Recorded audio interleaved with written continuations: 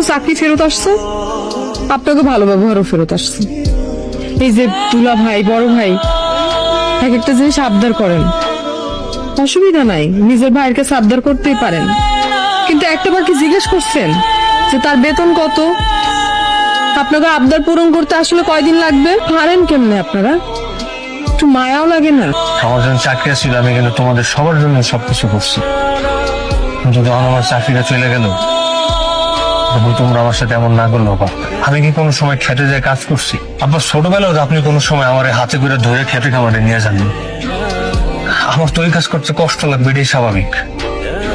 তাও আমি করার চেষ্টা করছি, কেন জানেন? না, আপনারা যাতে আমাকে দুইজনের কোনো সময় বোঝা মনে না। আপনি কোনো চিন্তা করেন না, চাকরি যে জয়েন করি কিছুদিন হয়তো সময় লাগবে। তোমার খাবারের ব্যাপারটা আমি দেখতেছি, তুমি এটা কোনো চিন্তা করবে না।